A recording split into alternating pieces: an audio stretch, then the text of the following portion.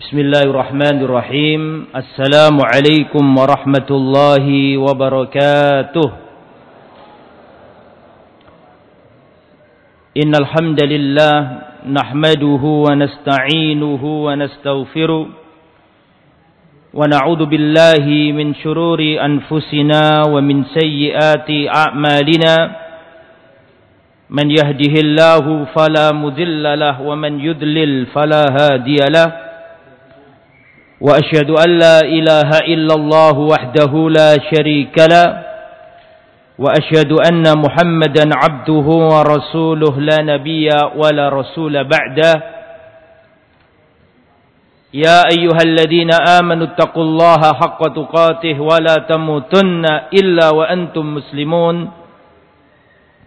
يا أيها الناس اتقوا ربكم الذي خلقكم من نفس واحدة وخلق منها زوجها وبث منهما رجالا كثيرا ونساء واتقوا الله الذي تساءلون به والأرحام إن الله كان عليكم رقيبا يا أيها الذين آمنوا اتقوا الله وقولوا قولا سديدا يصلح لكم أعمالكم ويغفر لكم ذنوبكم ومن يطع الله ورسوله فقد فاز فوزا عظيما أما بعد فإن أصدق الحديث كتاب الله وخير الهدى هدى محمد صلى الله عليه وسلم وشر الأمور محدثاتها وكل محدثة بدعة وكل بدعة ضلالة وكل ضلالة في النار.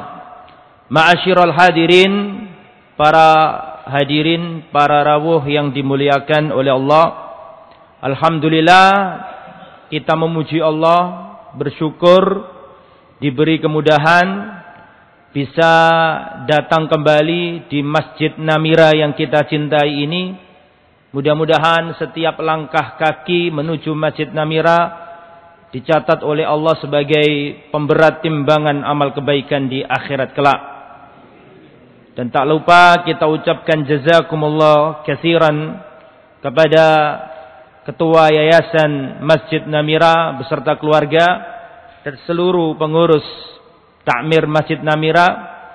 Mudah-mudahan apa yang diupayakan demi makmurnya Masjid Namira ini, salat 5 waktunya, kemudian kajiannya, kemudian amalan-amal kebaikan yang ada di Masjid Namira, semoga semua ini dicatat oleh Allah sebagai pemberat timbangan amal kebaikan pada hari kiamat kelak. Amin ya rabbal alamin.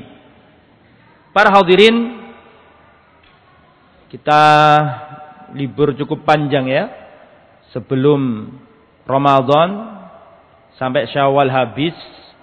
Nah, sekarang kita bisa bermuwajahah kembali, alhamdulillah. Mudah-mudahan apa yang kita pelajari dulu tidak dilupakan.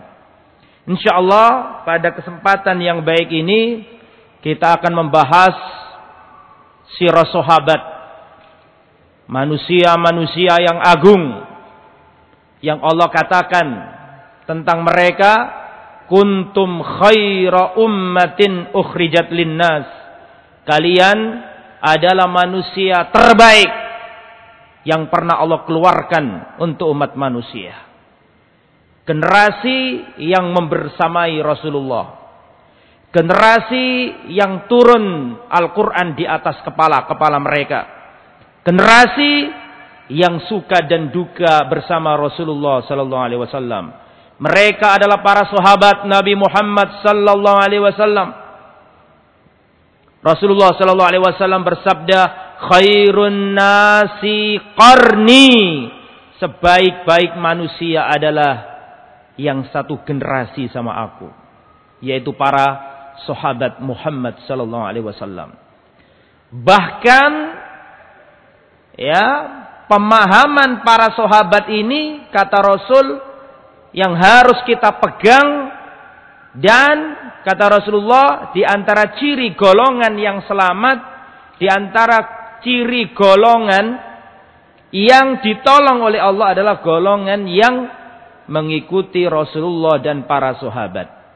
Rasulullah sallallahu alaihi wasallam pernah bersabda, ya, iftaraqatil yahudu ala ihda wa sab'ina millah.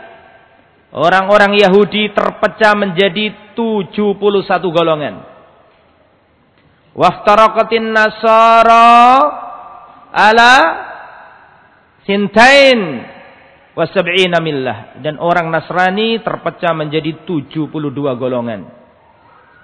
Kemudian Nabi mengatakan wasataftariqu ummati, dan umatku akan terpecah belah. Umatku, kata Nabi, akan terpecah belah.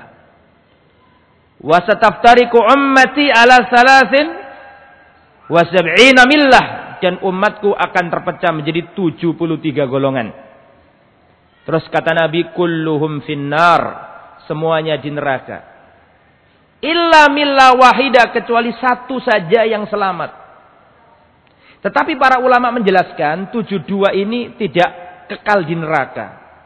Karena Nabi masih menyebut dan umatku terpecah menjadi 73. Nabi masih mengatakan apa? Umatku. Berarti masih Islam.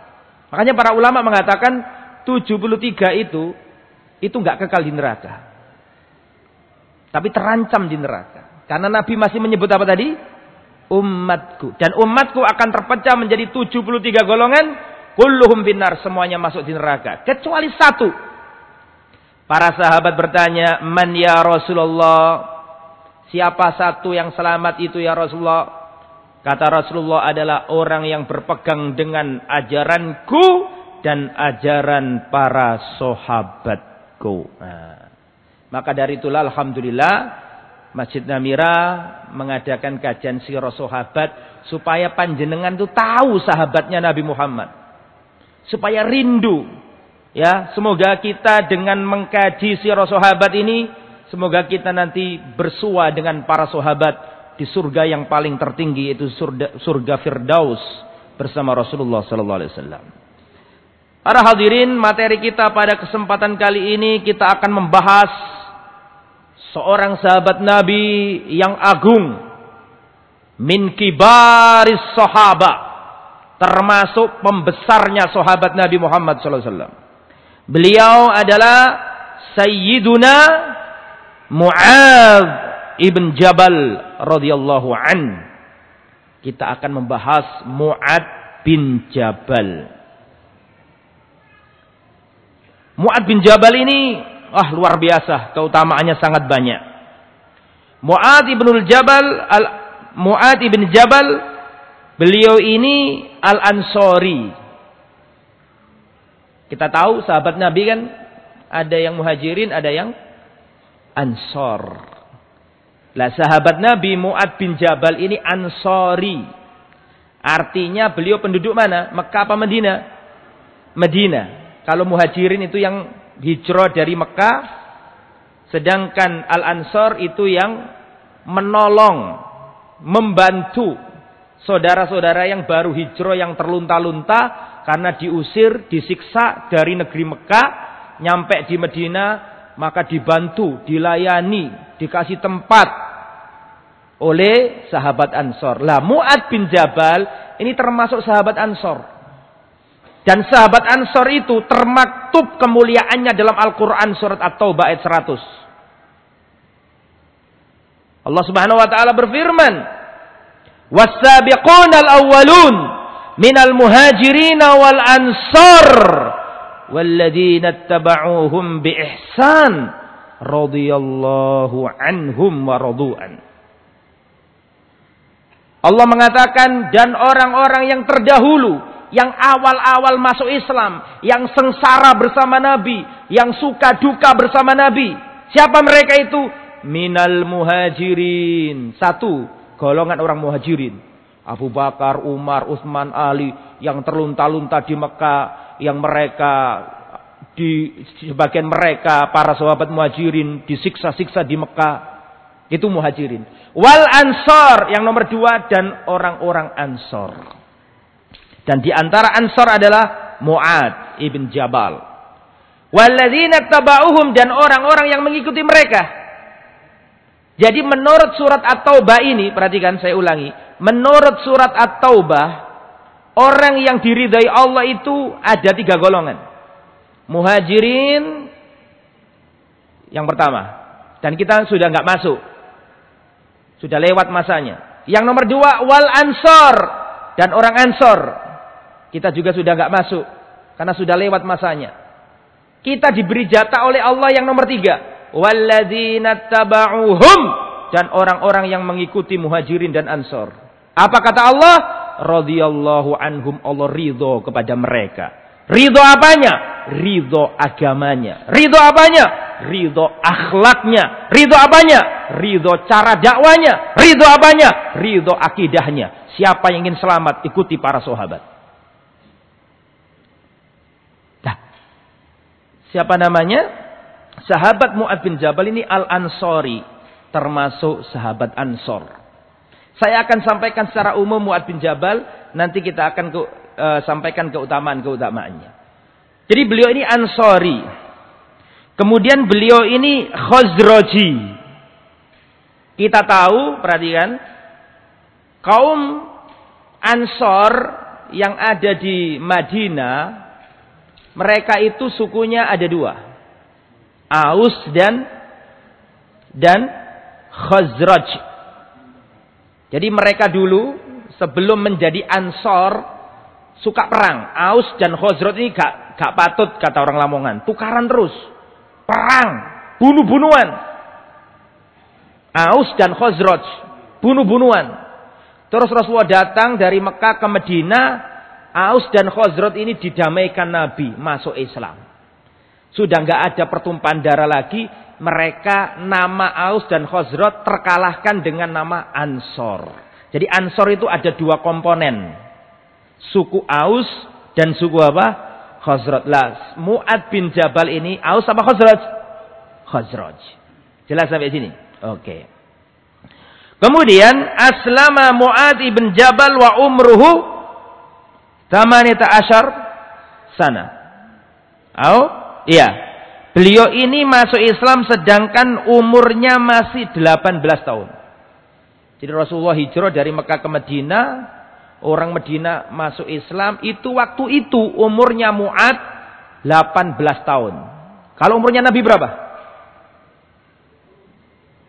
Nabi hijrah umur berapa? Loh, ayo yang cerdas lah. Kan wis bolak-balik dikandani. Rasulullah diangkat jadi Rasul umur 40 tahun. Dakwah di Mekah khusus masalah tauhid berapa tahun? 13 tahun. Terus hijrah. Berarti umur Nabi berapa? Rasulullah hijrah nyampe Madinah umurnya Nabi 53 tahun. Itu umurnya Mu'ad bin Jabal masih remaja. Berapa tadi umurnya? 18 tahun. Wa syahida bai'atal aqabah as-saniyah. Dan beliau, mohon maaf ya, beliau masuk Islamnya tahun umur 18. Saya ulangi, itu sebelum Rasulullah hijrah. Jadi saya ulangi, Mu'ad bin Jabal itu masuk Islam sebelum Nabi hijrah. Nabi di Mekah belum hijrah, itu Mu'ad sudah masuk Islam. Dalilnya mana? Dalilnya karena pada waktu itu beliau sempat ikut Bai'atul Aqabah. Padahal ikut Bai'atul Aqabah kan perang. Apa? Sebelum hijrah. Jadi sebelum hijrah beliau sudah masuk Islam. Ya. Kemudian beliau masuk Islam syaban amrodan lam tanbut lihyatu. Beliau masuk Islam umur 18 tahun sedangkan jenggot beliau belum tumbuh. Masih muda sekali. Kemudian beliau ini syahidah Badr wa huwal Badri. Beliau ini sahabat yang pernah ikut perang Badr sehingga mendapat julukan Al-Badri. Orang yang pernah ikut perang Badar. Dan siapapun yang pernah ikut perang Badar, stempel masuk surga. Perang Badar ini kalau diceritakan panjang. Dan dulu sudah saya ceritakan 3 tahun yang lalu mungkin di tempat ini tentang perang Badar. Jumlah orang kafir Quraisy berapa? 1000. Jumlah kaum muslimin kurang lebih 313. Saking gentingnya perang ini, malam-malam Rasulullah berdoa, "Ya Allah, seandainya engkau kalahkan golongan ini, niscaya engkau tidak akan disembah lagi di muka bumi." Rasulullah beribtihal, berdoa sungguh-sungguh sampai selendangnya Nabi jatuh. Diambil sama Abu Bakar, dikemulkan lagi sama Nabi. Dan siapapun yang pernah ikut perang Badar ini dijamin masuk surga. Ada seorang sahabat Nabi, dan ini sering saya ceritakan di tempat ini. Saya akan ceritakan lagi untuk menunjukkan bagaimana hebatnya orang-orang yang pernah ikut perang Badar. Ada seorang sahabat Nabi namanya Hatib ibnu Abi Balta'ah. Hatib ibnu Abi Balta'ah ini pernah ikut perang Badar dan melakukan kesalahan yang sangat fatal. Pada waktu itu Rasulullah dapat wahyu dari langit bahwa ada surat dari kota Madinah berjalan menuju Mekah membocorkan rahasia kota Madinah. Jadi Rasulullah dapat wahyu dari langit bahwa ada surat rahasia dari Madinah menuju Mekah untuk dibocorkan ke kafir Quraisy. Ketika Rasulullah SAW dapat wahyu ini, Rasulullah langsung menunjuk Ali bin Abi Thalib dan Zubair bin Awam. Rasulullah mengatakan, "Wahai Ali, wahai Zubair, segera engkau berangkat. Karena sungguhnya ada surat rahasia yang akan membocorkan rahasia kita ke kota Mekah, miliknya kafir Quraisy. Segera kejar dan ambil surat rahasia itu." Surat itu dibawa seorang wanita. Pergilah dan carilah wanita itu. Maka berangkatlah Ali bin Abi Thalib sama Zubair bin Awam mengejar, jangan sampai surat itu sampai ke Mekah. Di tengah perjalanan ketemu tuh wanita. Maka Ali dan Zubair mengatakan, "Al-kitabah, mana surat itu?" Maka wanita ini mengelak dan mengatakan, "Aku gak bawa, surat apa? Saya gak paham." Maka Ali dan Zubair mengatakan, "Wallahi, Rasulullah tidak pernah berdusta. Kau berikan surat itu atau kami akan menelanjangi dirimu." Karena nggak mungkin Rasulullah bohong. Segera kasihkan surat itu. Akhirnya ya dikasihkan surat itu. Langsung dibawa Ali bin Abi Thalib sama Zubair bin Awam kembali ke Madinah menghadap ke Rasulullah. Terus surat itu dibaca di hadapan Nabi. Yang intinya surat itu membocorkan rahasia kota Madinah ke musuh Islam di kota Mekah, yaitu kaum kafir Quraisy. Ini kan kejahatan yang sangat fatal. Spionase, mata-mata. Kalau dalam dunia militer, bunuh bisa jadi. Ini pengkhianatan. Ketika dibaca, ternyata surat itu ditandatangani oleh atau ada namanya Hatib ibnu Abi Balta'ah. Maka Rasulullah memanggil Hatib. Hatib dipanggil. Ketika di hadapan Rasulullah, Hatib berkata, "Mahadi Hatib. Apa ini Hatib? Kok tega engkau menulis ini dan membocorkan kita, kekuatan kita ke pasukan musuh?" Ini setelah perang Badar selesai, perang Badar sudah lewat ini. Ketika di situ ada namanya Hatib dan Umar hadir di majelis itu, maka Umar berkata kepada Rasulullah, "Ya Rasulullah, da'ni adribu unuqahu." Ya Rasulullah, biarkan saya tebas kepalanya orang munafik ini. Faqad nafaqa ya Rasulullah. Dia telah munafik ya Rasulullah. Biar saya tebas dengan pedangku ini. Umar enggak pakai basa-basi. Ya, kata Rasulullah, "La ya Umar." Kata Rasulullah, "La ya Umar." Tidak wahai Umar. "Innahu badriyun." Dia ini pernah ikut perang Badar. Orang yang pernah ikut perang Badar tidak mungkin munafik. Dibela sama Nabi karena ikut perang apa? Badar. Dan setelah itu di cross check. "Kenapa kamu kok melakukan ini?" "Ya Rasulullah, saya ini beda dengan sahabat-sahabat Nabi yang lain. Saya tinggalkan kota Mekah sedangkan saya punya keluarga di kota Mekah. Saya khawatir keluargaku dibunuh di sana. Sebagai gantinya saya kasih informasi tentang Madinah." Maka dimaafkan Rasulullah. Dan ketika Umar mengatakan dia munafik ya Rasulullah, langsung dipungkas sama Nabi. Dan Nabi mengatakan, "La ya Umar, innahu badriyun." dia pernah ikut perang Badar. Dan Allah berkata kepada orang yang pernah ikut perang Badar, if'alu ma syi'tum, kerjakan sesuka hatimu. Qad ghafartu lakum, aku ampuni dosa-dosa kalian. Lah, itu Mu'ad bin Jabal Badri gitu loh maksud saya. Kalau orang yang melakukan kesalahan telak saja dibelani Nabi karena pernah ikut perang Badar, kan gitu logikanya. Apalagi Mu'ad bin Jabal Badri. Kemudian ikut perang Badar itu umurnya beliau 20 tahun. Masih muda. Sekarang 20 tahun masih tiktokan semua. La haula wala quwata illa billah. Akhwat-akhwat, ibu-ibu. Ada juga ibu-ibu tiktokan ini. Ojo temen ojo loh ya. Ojo tiktokan. Sampai joget-joget itu. Ibu-ibu, akhwat-akhwat, dak. Ya. Arek cilik zaman biyen niku pedang-pedangan, jelok-jelokan nang kali. Saiki joget-joget arek cilik-cilik. Ya ini krisis idola. Seandainya kita menanamkan kepada anak-anak kita kecintaan kepada Rasul, para sahabat, istri-istri Rasulullah dan istri-istri sahabat, niscaya tidak ada satu titik tempat untuk orang-orang non-muslim yang kita jadikan idola. Saya pernah lihat di YouTube itu. Ada artis Korea diundang ke Jakarta. Itu yang hadir itu wanita-wanita yang berjilbab. Mengharu biru, jingkrak-jingkrak, nangis-nangis. Ada satu wanita berjilbab disuruh naik panggung. Itu merangkul-rangkul, mencium-cium artis idolanya yang Korea itu. Padahal ini artis Korea. Kalau pipis nggak cebok.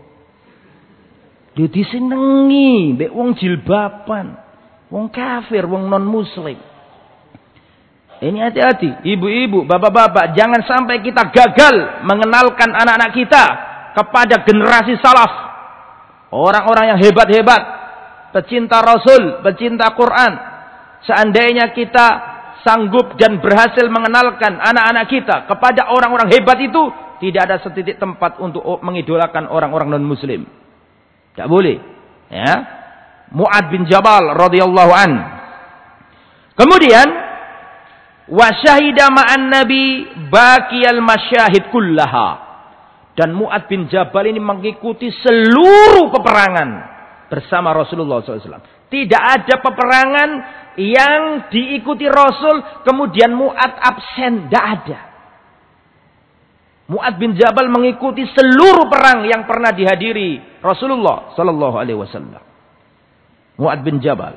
Dan Mu'ad bin Jabal ini diberi julukan oleh Nabi. Catat. Ya, Mu'ad bin Jabal diberi gelar oleh Nabi. A'lamun nasi bil halali wal haram. Manusia yang paling paham tentang halal dan haram. Nanti saya ceritakan tentang, nanti kapan lagi ya, waktunya sudah begini. Ya. Jadi Mu'ad bin Jabal ini sahabat Nabi yang paling paham halal haram. Makanya Mu'ad bin Jabal ini diutus Nabi ke negeri Yaman. Nanti saya jelaskan itu. Ini jangan dulu. Kemudian Mu'ad bin Jabal ini pernah tadi saya katakan, Mu'ad bin Jabal ini pernah diutus Nabi ke negeri Yaman. Ya Mu'ad, innaka sata'ti qauman min ahlil kitab. Wahai Mu'ad, kamu akan saya utus ke negeri Yaman, yang mana penduduknya itu ahli kitab. Falyakun awwal ma tad'uhum ilaihi syahadatu alla ilaha illallah. Jadikan yang pertama kali kamu dakwakan di negeri Yaman tauhid, asyhadu alla ilaha illallah. Lah, enggak mungkin Rasulullah itu milih orang yang enggak pinter, enggak mungkin.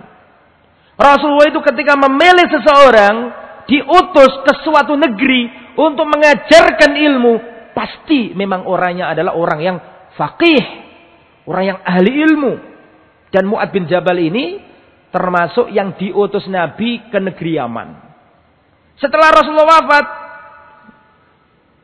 tidak hanya semua peperangan bersama Nabi, bahkan peperangan setelah Nabi. Mu'ad bin Jabal di zaman pemerintahan Khulafaur Rasyidin ikut jihad ke negeri Syam. Syam pada waktu itu dikuasai Romawi. Ya. Pertama jenderalnya adalah Abu Ubaidah bin Jarrah. Khalid pertama zamannya Abu Bakar Khalid. Terus Khalid dipecat oleh Umar bin Khattab. Maksudnya dipecat ini diberhentikan. Di rolling bukan berarti Khalid gak berhasil. Sangat berhasil. Saking berhasilnya terus. Makanya malah dipecat Umar. Soalnya perang nek ono Khalid wis pasti menang. Pokoknya perang yo. Ono Khalid lagi. Iya iku ndi wong iku wis menang wis. Setiap perang yang ada Khalid pasti menang. Lah Umar enggak seneng ngono iku. Garai menungso iku ilang tawakali nang Allah, gitu loh. Maka di zamannya Abu Bakar, Umar ngomong sama Abu Bakar, "Wahai khalifah, tolong itu diberhentikan Khalid itu. Saya melihat dalam pedangnya itu ada kecepatan. Tolong diberhentikan Khalid, ganti yang lain." Dijawab sama Abu Bakar. Abu Bakar ini tidak pernah mengotak-ngatik apa yang sudah diputuskan Nabi. Abu Bakar tidak pernah menyelisih setitik pun apa yang dilakukan Rasul. Ketika Umar melobi Abu Bakar agar Khalid bin Walid diberhentikan, Abu Bakar mengatakan, "Wallahi demi Allah, tidak akan pernah Abu Bakar tidak pernah Abu Bakar menyarungkan pedang yang mana pedang ini sudah dihunus oleh Allah dan Rasulnya. Tak mungkin aku menyarungkan Khalid. Kan Khalid kan julukannya apa? Pedangnya Allah. Bagaimana aku menyarungkan pedangnya Allah? Wong yang menghunus siapa? Allah dan Rasul ndak. Abu Bakar wafat, ganti Umar, langsung dipecat Khalid bin Walid. Pecat sama Umar. Tapi bukan berarti benci. Umar mengakui keutamanya siapa? Khalid. Tapi biar umat ini nggak terlalu hilang tawakalnya kepada Allah karena mengandalkan siapa? Khalid. Akhirnya waktu perang ke negeri Syam melawan tentara salib, yang jadi komandan adalah Abu Ubaidah bin Jarrah. Ketika Khalid bin Walid diberhentikan, maka Khalid bin Walid mengatakan, "Ahlan wa sahlan bi amirina." Ahlan wa sahlan kepada amir kita yang baru, Abu Ubaidah bin Jarrah. Kemudian Khalid mengatakan, "Aku mendengar Rasulullah berkata, aminu hadil ummah aminu hadil ummah Abu Ubaidah bin Jarrah.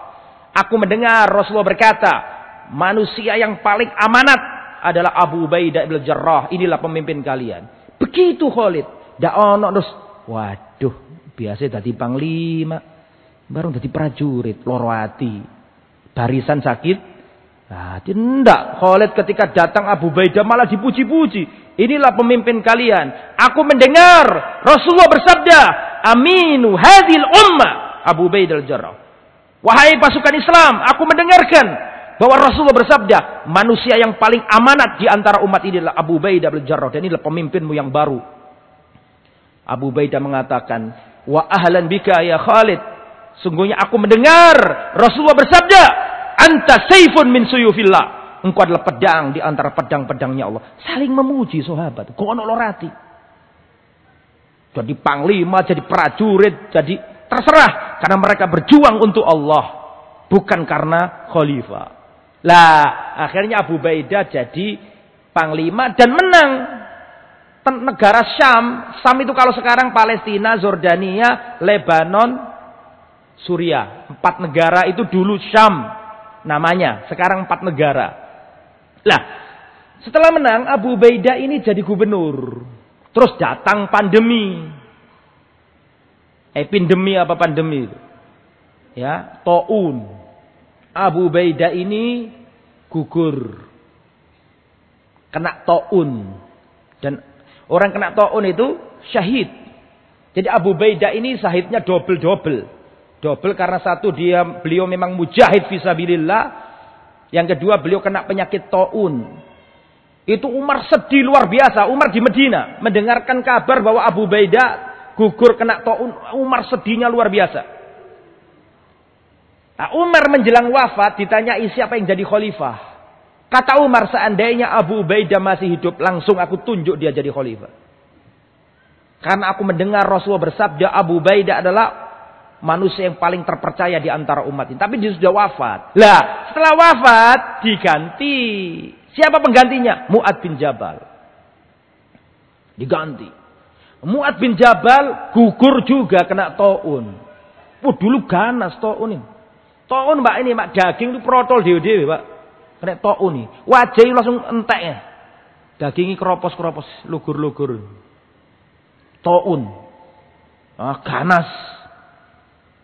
Sehingga dalam riwayat namanya Mu'ad bin Jabal wafat. Istrinya wafat, anaknya wafat. Semua kena taun. Syahid. Ahli ilmunya sahabat Mu'ad bin Jabal wafat di negeri Syam. Sekarang wafatnya kuburannya ada di Zordania. Sebagian mengatakan di Zordania Mu'ad bin Jabal ini. Lah, setelah Mu'ad bin Jabal diutus oleh Umar bin Khattab, yang jadi gubernur adalah Amr bin As. Saya belum pernah cerita Amr bin As di sini ya. Sudah belum? Lupa. Wajar, saya juga lupa sudah nyampe kenapa belum. Nah, Amr bin As ini seketika jadi gubernur. Abu Baidah sudah wafat kena taun. Mu'ad kena taun.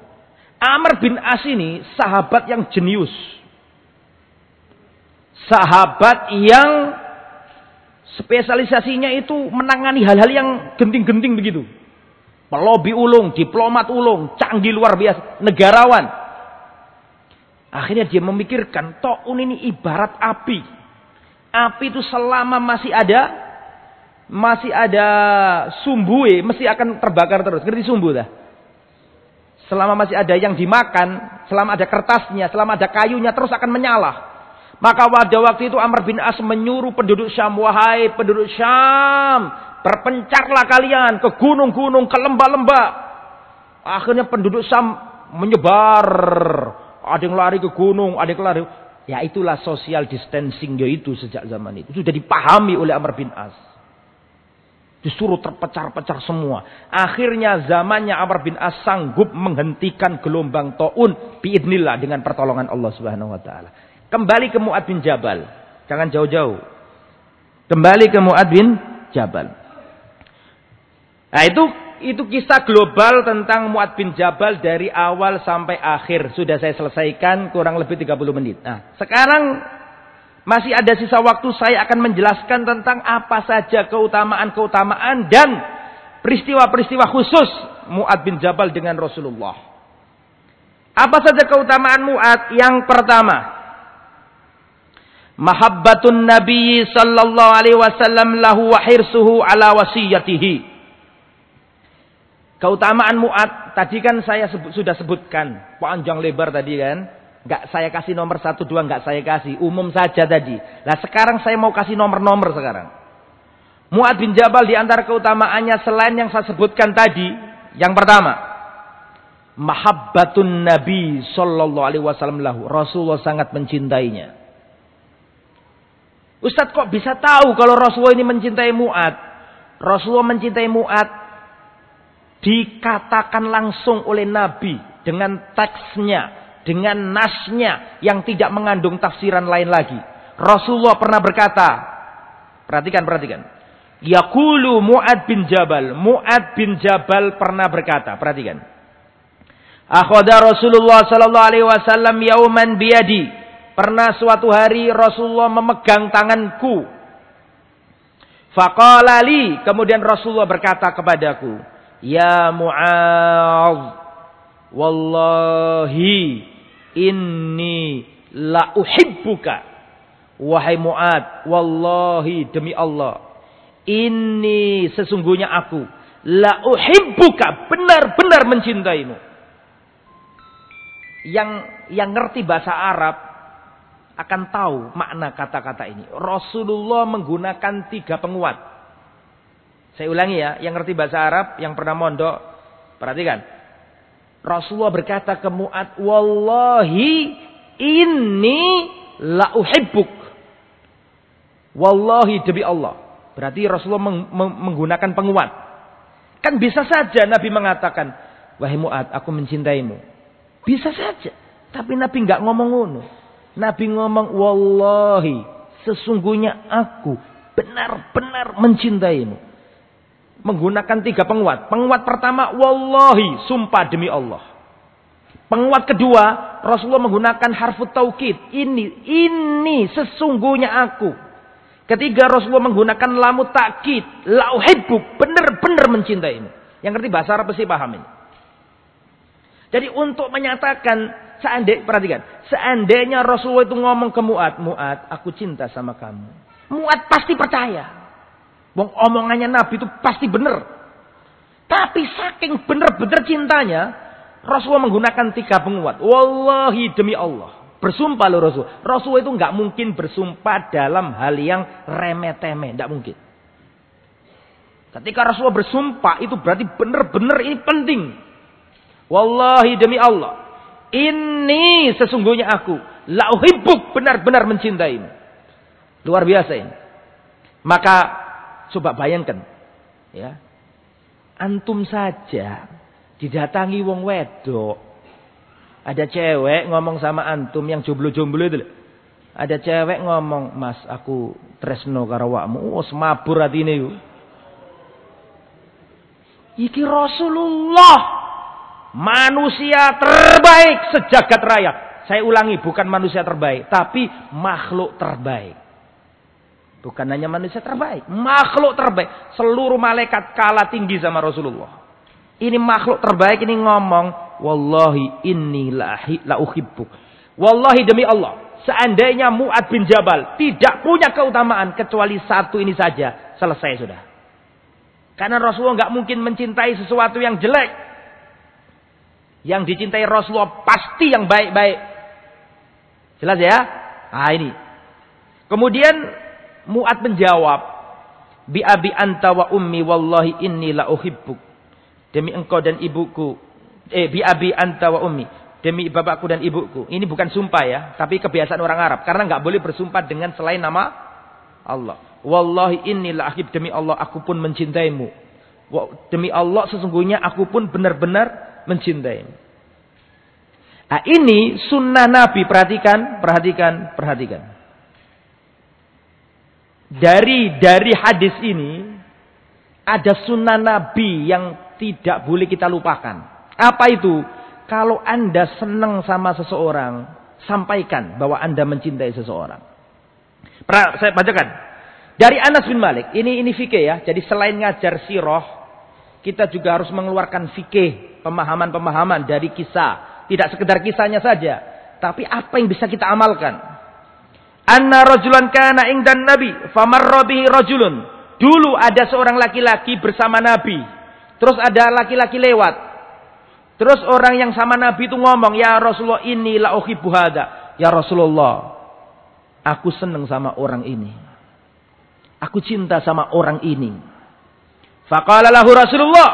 Maka Rasulullah berkata kepadanya, a'lam tahu, apakah sudah kau kabarkan kepadanya bahwa kamu mencintainya? Maka orang ini menjawab, la, belum ya Rasulullah. Aku belum mengatakan kepadanya. Apa kata Nabi? A'limhu. Berangkatlah ke dia dan sampaikan kepadanya bahwa engkau mencintainya. Maka akhirnya lelaki ini mendatangi saudaranya tadi dan mengatakan, wallahi, inni uhibbuka fillah. Aku mencintaimu karena Allah. Maka saudaranya tadi menjawab, ahabbakallahu alladhi ahbabtani lah. Semoga Allah pun mencintaimu yang mana engkau mencintaiku karenanya. Itu sunnah itu. Nek sampean seneng karo wong, tapi aja bojone wong. Woi bahaya, salah penerapan nih. Ya iki bahaya, itu digaris bawahi, garis merah tebal. Ya, jangan sampai kalau lihat si fulan punya istri. Terus sampean seneng sama istri ini fulan itu, Bang. Terus sama SMS. Sama WA. Inni la uhibbuk. Wah, bejat ini, rusak. Tak boleh. Jangan salah praktek. Ya, jangan salah praktek, ya. Maksudnya itu sesama muslim. Dan penting mencintai muslim ini. Karena perhatikan ya, ada hadis yang luar biasa. Sab'atun yudhilluhumullah fi dhillihi yauma la dhilla illa dhillu.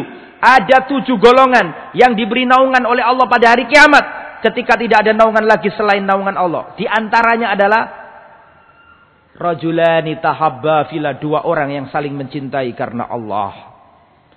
Zaman ini seorang membangun relasi, hubungan, itu karena ada maunya. Wah ini duwe akeh. Oh iki pejabat. Oh iki anggota dewan. Oh iki pengusaha. Aku tak bangun relasi dengannya. Aku pengen kenal dengannya. Itu zaman sekarang seperti itu. Bukan itu yang dimaui oleh Allah dan Rasulnya. Tapi al-mahabba fillah. Mencintai karena Allah. Engkau lihat orang baik. Suka membantu orang. Tawadhu. Tidak pernah nyakiti orang. Sholat 5 waktu. Baik sama tetangga. Berbakti sama orang tua. Orangnya baik. Bertemanlah sama orang ini. Sambunglah. Berusaha mendekat kepadanya. Cinta karena Allah. Bukan karena hubungan tujuannya untuk meraih dunia. Itu ya. Dulu ada seorang sahabat Nabi namanya Julaibib. Masih ingat kisahnya? Hah? Ya, dan saya nggak mau ngulangi ya. Karena panjang ceritanya itu. Intinya, jadi Julaibib ini, akhirnya tak cerita namanya. Aku ragu-ragu dulu, saya bilang ragu-ragu. Tak cerita no tak gak, tak cerita no lah. Julaibib ini. Sing biyen gak ero supaya saiki ero. Sing biyen lali supaya eling. Makane murojaah. Betul? Bander ya, betul ya. Zaman Nabi itu ada seorang sahabat Nabi namanya Julaibib. Julaibib ini kalau tidak hadir di pertemuan tidak ada yang nyari. Dan kalau terlambat dia ada yang nanyakan. Apa maksudnya? Sahabat Nabi namanya Julaibib kalau nggak hadir di pertemuan nggak ada yang nyari, kalau terlambat nggak ada yang nanyakan. Kayak bahasa Lamongannya ini orang ketiwar, nggak dianggap. Tapi suatu saat nih bagaimana Rasulullah mencintai seorang bukan karena jabatannya. Suatu saat Rasulullah takon nang sahabat, mana Julaibib ini kok nggak kelihatan? Kaget para sahabat tuh. Jenengan ngelih Julaibib. Para sahabat gak mikir Julaibib. Tapi Rasul ini senang sama Julaibib. Suatu saat Rasulullah dalam riwayat panjang, riwayat Imam Muslim seingat saya ini dengan makna saja, bukan dengan teks. Suatu saat Rasulullah ngomong sama Julaibib, ya Julaibib, ala tatazawwaj, kenapa kamu gak menikah? Ya Rasulullah, lelaki mana yang mau menikahkan putrinya? Sik durung, sik sabar.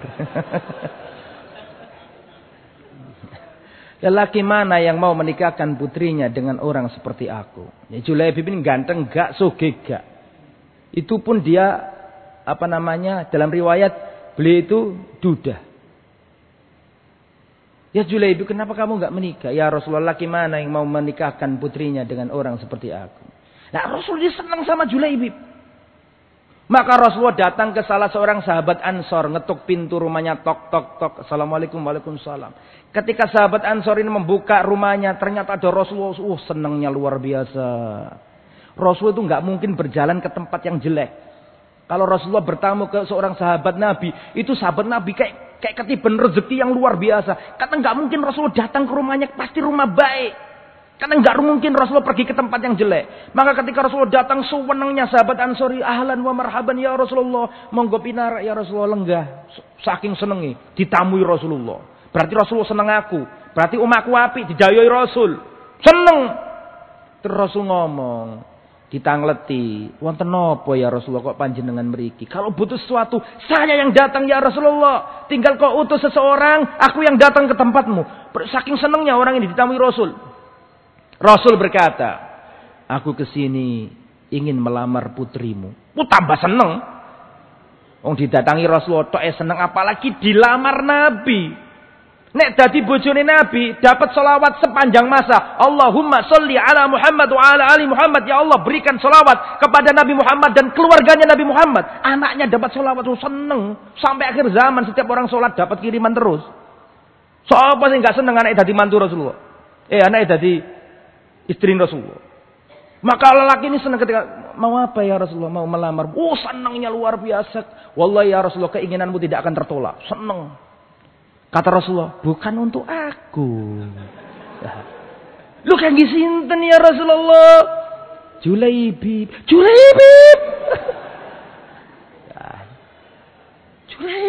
Rasulullah. Ya fulan telah datang, fulan saya tolak semuanya.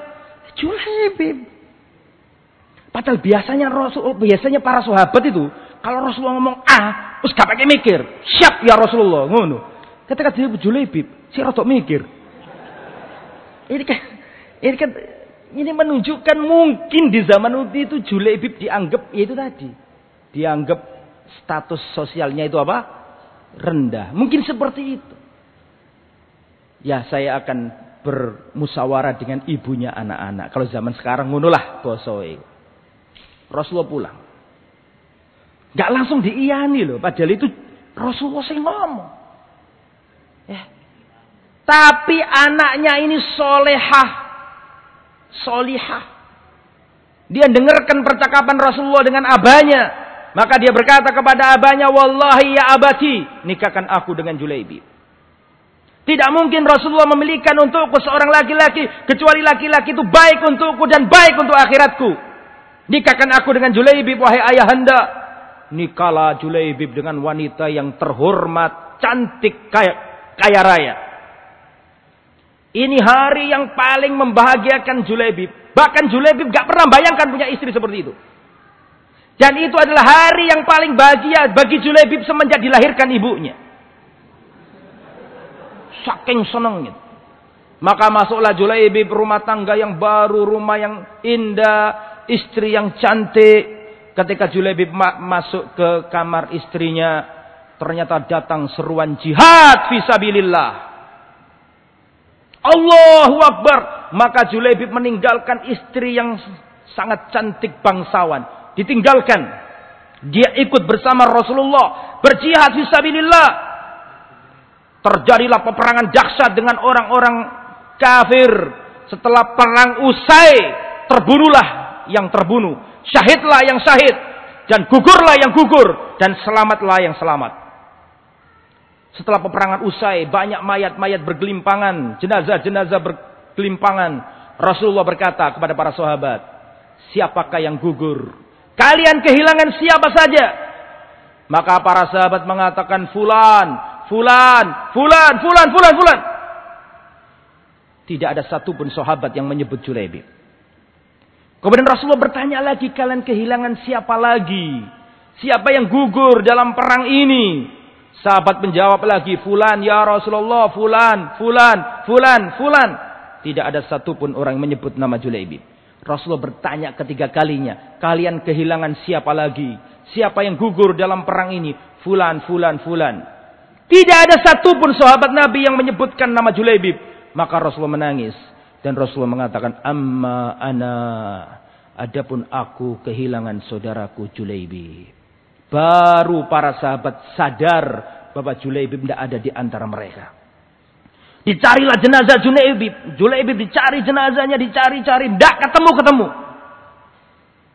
Yang menemukan adalah ukhtinya, saudarinya. Yang menemukan jenazahnya Julaibib.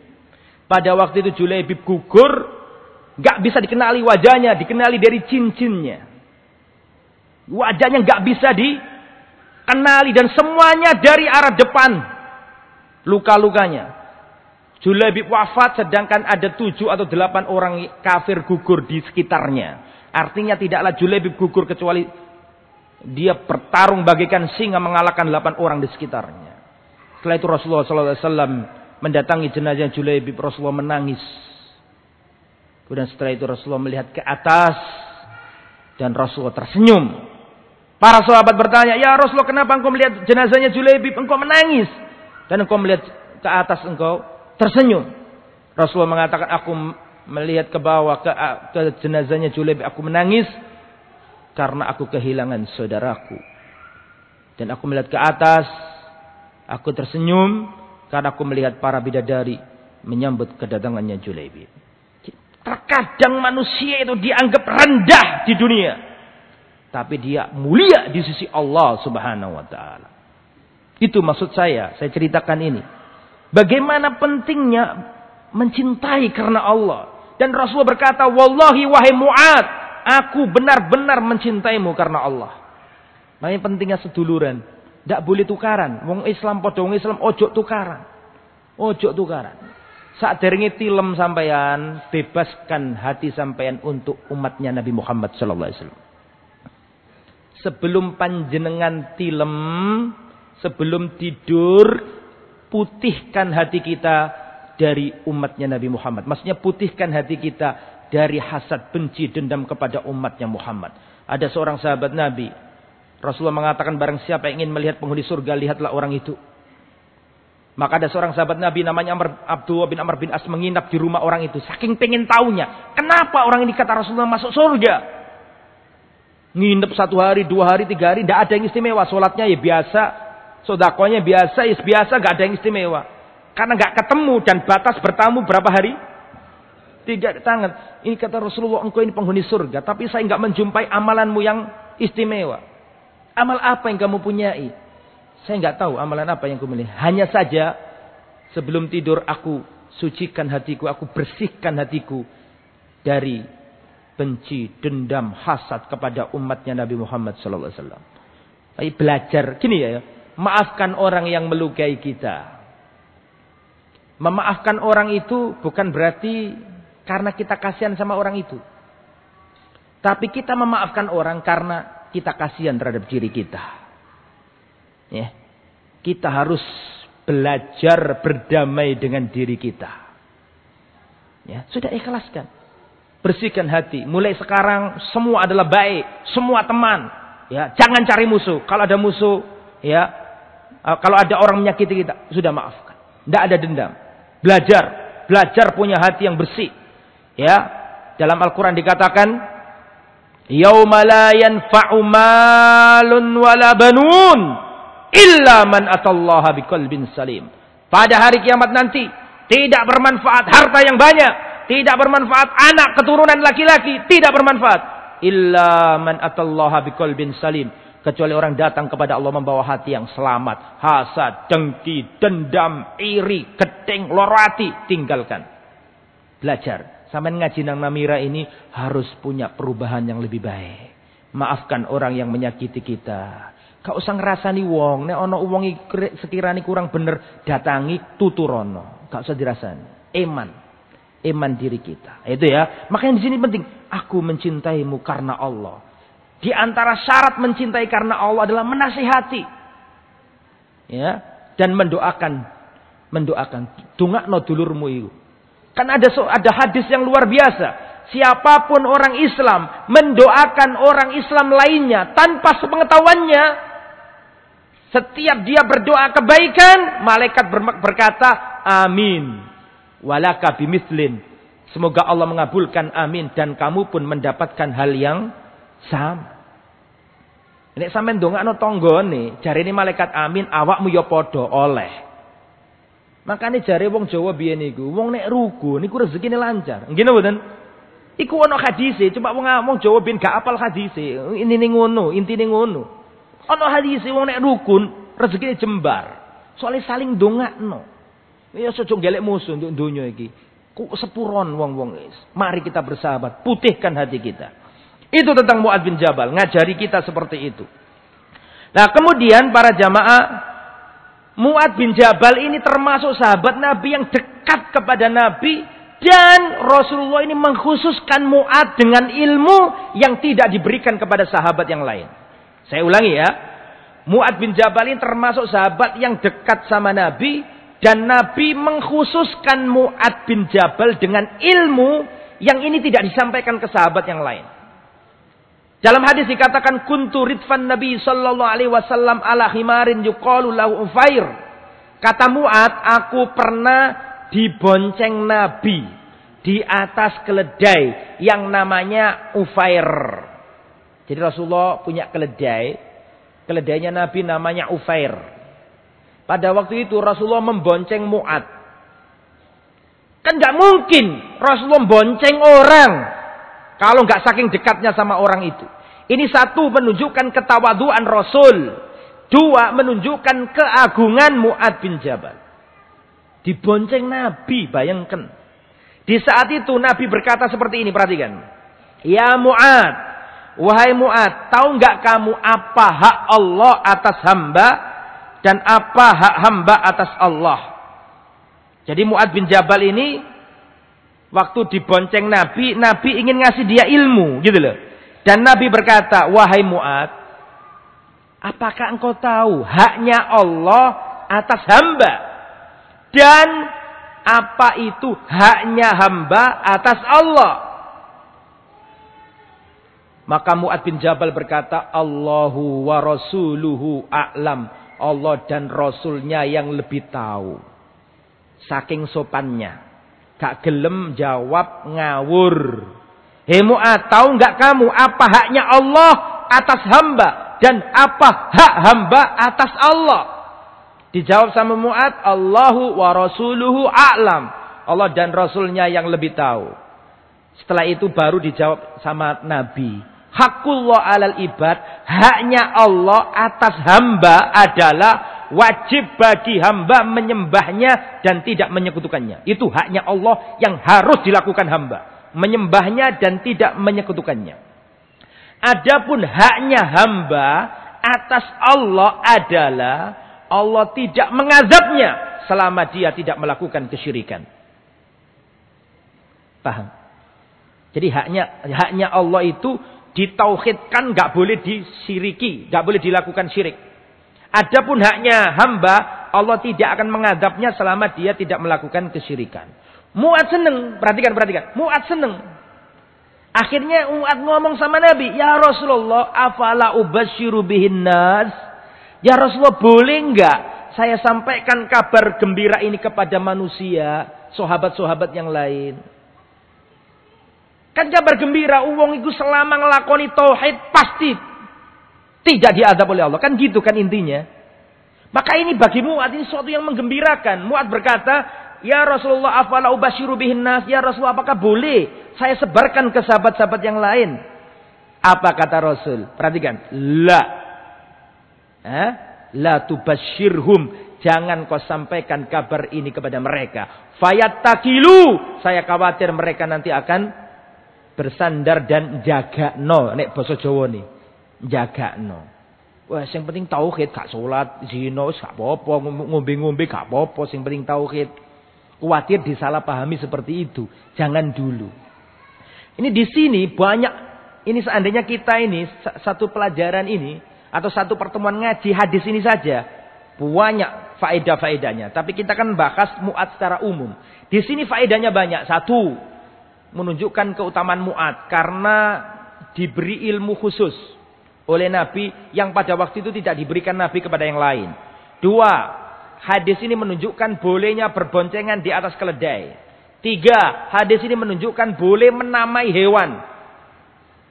Rasulullah punya keledai namanya Ufair. Rasulullah punya unta namanya Qaswa. Rasulullah SAW punya Bighal. Bighal itu kuda kawin karo keledai duwe anak. Duwe anak jenenge Bighal. Rasulullah punya Bighal. Ya, diberi hadiah sama raja Kristen Mesir. Dikasih Bighal. Biasanya ditunggangi Nabi kemana-mana. Berkisar antara kuda dengan apa? Keledai. Namanya Duldul. Sudah tak kasih tahu dulu kan? Duldul ini umurnya panjang, Pak. Zamannya sampai Rasul wafat ini Duldul masih demurus, masih api-api uripe. Sampai zamannya Abu Bakar wafat, Duldul masih hidup. Itu bigholnya Nabi yang dulu ditumpangi Nabi. Sampai Abu Bakar wafat, Duldul masih hidup. Diganti Umar bin Khattab, sampai Umar bin Khattab wafat, Duldul masih hidup. Diganti Utsman bin Affan, sampai Utsman bin Affan wafat, Duldul masih hidup. Diganti Ali bin Abi Thalib, sampai Ali bin Abi Thalib wafat, Duldul masih sehat walafiat. Diganti Al-Hasan, sampai Al-Hasan berhenti dari khalifah, terbunuh, diracun, Duldul masih hidup. Dan Duldul ini sampai zamannya Muawiyah, beliau meninggal dunia, rahimahullah. Semoga Allah merahmati Duldul. Panjang. Ya.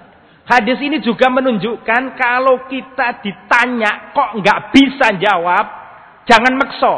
Jawab saja, Allahu a'lam.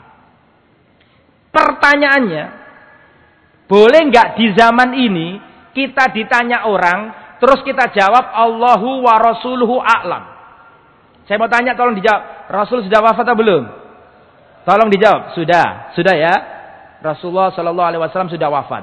Terus di zaman ini Terus saya ditanya, saya nggak bisa jawab. Terus saya jawab Allahu wa rasuluhu a'lam, boleh apa enggak? Atau kita ditanya, kita nggak tahu jawabannya, kita jawab Allahu a'lam titik, ataukah boleh Allahu wa rasuluhu a'lam? Wallahu a'lam saja. Boleh enggak kita jawab Allahu wa rasuluhu a'lam? Allah dan Rasulnya yang lebih tahu, padahal Rasul sudah wafat. Boleh apa enggak? Boleh apa enggak? Terperinci. Jika pertanyaan itu tentang kauniyat, jika pertanyaan tentang hal-hal mughayyabat, tentang alam semesta, mughayyabat atau kauniyat, enggak boleh kita jawab Allahu wa rasuluhu a'lam. Misalnya ini ya, ada yang tanya, "Nandi Ahmad ini kok enggak kelihatan Ahmad ini?" Ya, kita jawabnya Allahu a'lam titik. Jangan Allahu wa rasuluhu a'lam. Ustaz, kira-kira besok udan enggak Ustaz? Allahu a'lam. Enggak usah ditambahi. Wah, kan Rasul enggak tahu masalah kainiyat, masalah ghaibiyat enggak tahu. Tapi kalau pertanyaannya itu masalah syariat, ya Ustaz, bagaimana hukum?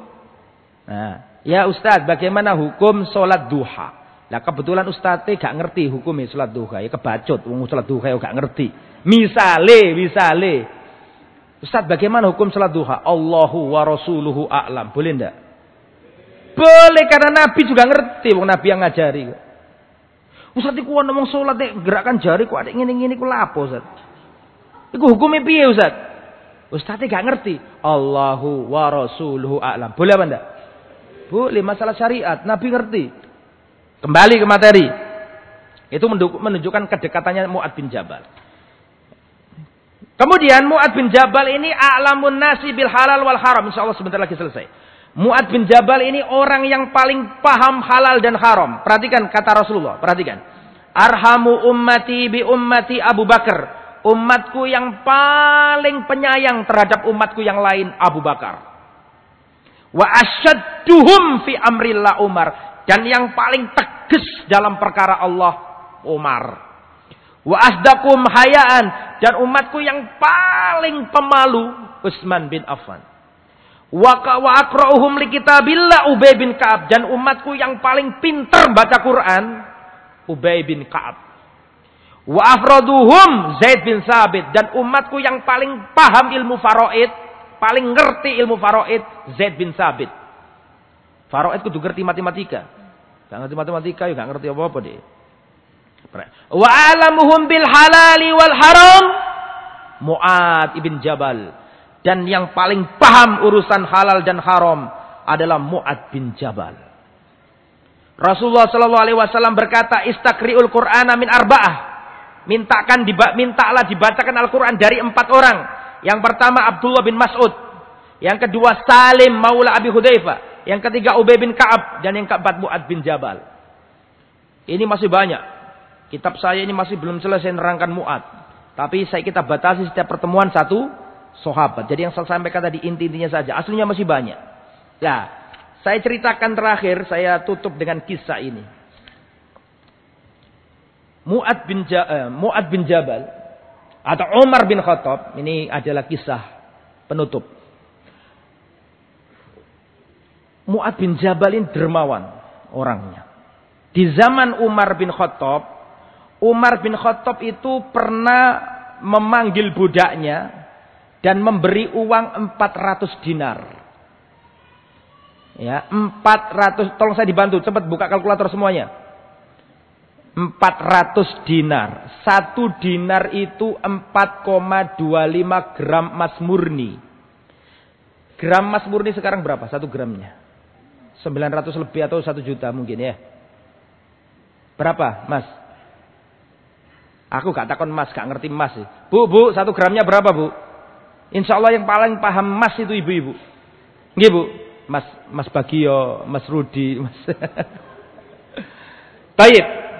Anggaplah 1 juta, kan fluktuatif ya, kadang naik, kadang turun. Anggaplah 1 juta sudah, 900 sekian, anggaplah 1 juta. Jadi 1 dinar itu 4,25 gram emas murni. Berarti 1 dinar itu 4.250. Betul? Dengan asumsi 1 gramnya berapa? Bisa 1 juta lebih, bisa 1 juta kurang. Fluktuatif tergantung harga pasar. Tapi kita biar mudah saja ini, anggaplah 1 juta. Berarti 1 gramnya itu, 1 dinarnya berapa tadi? 4.250.000. Ini yang dibagikan Umar berapa tadi? 400 dinar. Berarti 400 kalikan 4.250.000. Tolong digerek no. Hah? 1,7 M. Wah, wis kurang lebih begitu. Kurang lebih ya. Kemungkinan agak turun dikit. Anggaplah 1,6 sudah wis. Anggaplah 900 kurang ya. 1,6 sudah, itu juga sudah banyak itu. 1,6 M. Berarti 1.600 juta. Betul ya? Kurang lebih. Atau 1,7 kurang lebih. Itu Umar memanggil budaknya dan ngasih 400 dinar. Yang setara sekarang ini kurang lebih 1,6 M. Atau 1,7 M. Umar berkata, ini emas dinar ini ditaruh di kantong. Kata Umar, idhab biha ila Abi Ubaidah. Wahai budakku, berangkatlah ke rumahnya Abu Ubaidah ibnul Jarrah. Berangkatlah menuju rumahnya Abu Ubaidah ibnul Jarrah. Setelah kamu kasihkan ini, tahan dulu, jangan pulang. Kamu lihat apa yang dilakukan Abu Ubaidah ibnul Jarrah dengan 400 dinar itu. Berangkat. Ketika berangkat, sampailah budak ini. Ya, pada waktu itu gak diketahui apakah di Syam atau di Madinah. Tapi yang jelas dikasihkan ke Abu Ubaidah. Mungkin Abu Ubaidah pada waktu itu jadi gubernur Syam. Wallahu alam. Kemudian datang ke Abu Ubaidah bin Jarrah dan berkata, hadhihi fi yaqulu laka amirul mu'minin ij'al hadhihi fi ba'di hajatika. Budak ini mengatakan, saya bawa ini dari Khalifah Umar bin Khattab. Ini untuk Anda, untuk keperluan Anda. Pribadi kan? Pribadi, untuk keperluan Anda. Setelah menerima uang 1,6 M atau 1,7 M tadi, Abu Ubaidah menjawab, wasallallahu wa rahimah. Semoga Allah menyambung Umar dan merahmati Umar. Kemudian, ini budaknya Umar masih ada di tempat itu. Akhirnya Abu Ubaidah ini memanggil budak wanitanya. Ta'al ya jariyah. Kesinilah wahai budak wanita. Bawalah ini 7 dinar ke fulan. Bawalah ini 5 dinar ke fulan. Bawa ini ke fulan. Bawa ini ke fulan. Balik ini kasihkan fulan. Ini kasihkan fulan. Ini kasihkan fulan. Habis. 1 kantong tidak tersisa meskipun 1 dinar. Habis. Di tempat itu sekaligus habis. Tidak masuk kantongnya siapa?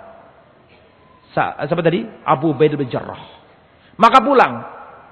Utusannya Umar ditanya, apakah sudah kau kasihkan? Sudah. Apa yang dilakukan oleh Abu Ubaidah dengan uang 400 dinar tersebut? Wallahi amirul mu'minin, saya mengetahui di tempat itu Abu Ubaidah membagi-bagikan 400 dinar hingga tidak tersisa 1 dinar pun untuk dirinya. Setelah itu Umar bin Khattab menyiapkan 400 dinar lagi dan berkata, wahai budak, berikan ini kepada Mu'ad bin Jabal radhiyallahu anhu. Dan kalau sudah kamu kasihkan, jangan kamu pulang dulu. Lihat apa yang dilakukan Mu'ad dengan 400 dinar itu. Berangkat. Ketika sampai, maka disampaikan Amirul Mukminin berkata kepada Anda, saya utusannya, menyampaikan uang ini, kata beliau, ini untuk hajat keperluan Anda. Maka Mu'ad mengatakan, rahimallah wa wasallahu, semoga Allah menyayangi Umar dan menyambung Umar. Maka di saat itu juga Mu'ad memanggil pembantunya, jariahnya, budak wanitanya, dan budak kecil wanita. Mengatakan, ij'al hadha, idhabi ila baiti fulan bikada, wadhabi ila baiti fulan bikada. Pergilah ke rumah fulan, fakir miskin, dengan uang sekian dinar. Pergilah ke sana dengan sekian dinar. Pergilah ke sana dengan sekian dinar. Pergilah ke sana dengan sekian. Sampai habis tidak tersisa. Mau habis, istrinya ngomong. Istrinya siapa? Istrinya Mu'ad bin Jabal mengatakan, nahnu wallahi masakinu fa'atina. Jadi ketika Mu'ad bagi-bagi itu, istrinya diam aja, itu uang luar biasa. Akhirnya karena hampir habis, istrinya ngomong, nahnu wallahi masakin. Kami sendiri termasuk orang miskin, wahai Mu'ad. Fa'atina, tolong kasihkan untuk kami. Falam yabqa fil hirqati illa dinar. Maka di kantong itu habis kecuali 2 dinar saja. Dikasihkan apa? Untuk istrinya. Dikasihkan untuk apa? Istrinya. Apakah boleh, Ustaz? Sangat boleh. Dan Rasulullah mengatakan, nafaqah yang kamu kasihkan kepada istrimu, nafaqah yang kamu gunakan fisabilillah, nafaqah yang kamu gunakan untuk bangun masjid, dengan nafaqah yang kamu berikan kepada istrimu, yang lebih besar pahalanya adalah yang kau berikan kepada istrimu. Bapak-bapak, ojo pelit. Serius. Ojo pelit. Sing loman karo bojomu, kok lak bojomu dadi ayu. Nah, nek awakmu medhit, wong wedok yang nglarakno ati nek awakmu medhit. Tapi nek awakmu loman kok seneng bojomu. Ngintine wong wedok iku kekno dhuwit.